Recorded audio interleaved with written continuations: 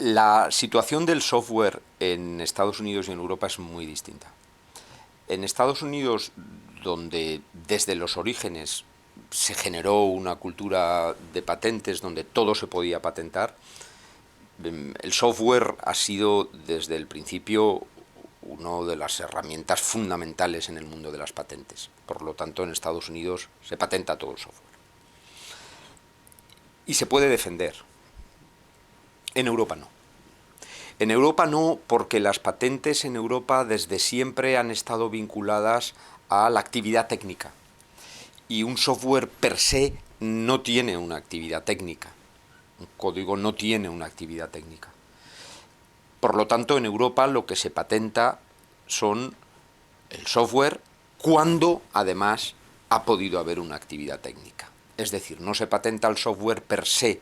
Lo que se patenta y lo que por lo tanto se puede proteger es la actividad técnica. Esto es lo que hay y con esto tenemos que jugar. ¿Quiere eso decir que un software no tiene en Europa ninguna posibilidad de defensa a través de la propiedad intelectual o industrial? Sí, tiene la posibilidad de defensa a partir de la propiedad intelectual, es decir, de los derechos de autor. Lo que pasa, Andrés, es que en la práctica hay que ser realistas. Esto es muy difícil.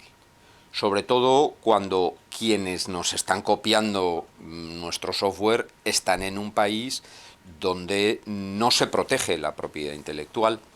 También en Europa, donde muchas veces el problema no está en las leyes, el problema está en la aplicación de las leyes. ¿Qué ocurre entonces?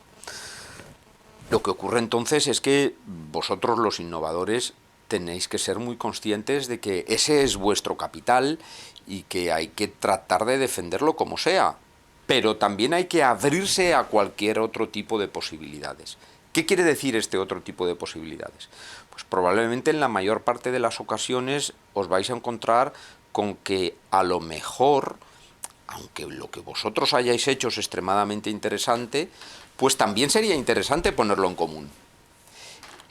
Por lo tanto, utilizando los derechos de autor, podríamos intentar abrir, por ejemplo, una licencia Creative Commons que parte de los derechos de autor y que ya tiene reflejo en muchos países del mundo.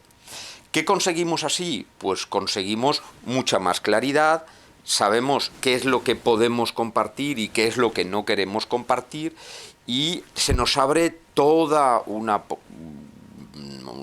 panoplia de posibilidades de poder enriquecer nuestro producto o de poder enriquecer nuestras ideas. Siempre, siempre ha habido una relación proporcional entre el número de creadores y la propiedad industrial y la propiedad intelectual. En todos los países del mundo, cuando la creación, es decir, cuando el valor añadido ha aumentado, está ocurriendo en China en este momento, por ejemplo, en ese momento la propiedad industrial e intelectual sube.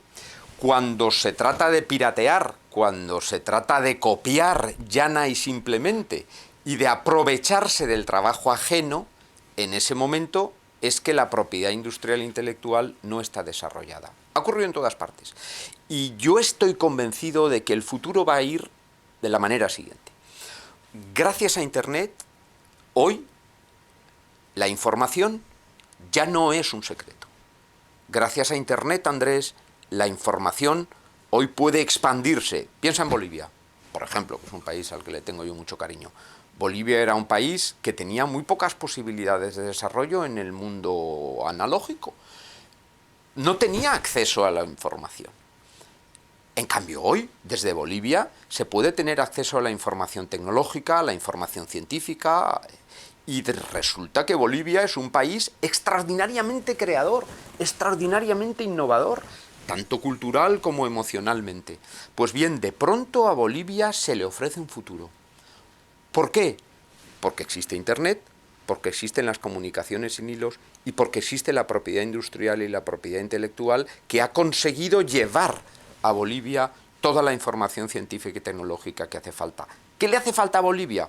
Pues en este momento le hace falta dos cosas. Una, emprendedores que hagan el curso Unimoc y que vean que hay una oportunidad maravillosa ahí, Y después, regular la propiedad industrial e intelectual de tal manera que los de casa, que son creadores, puedan verse protegidos también de los de fuera.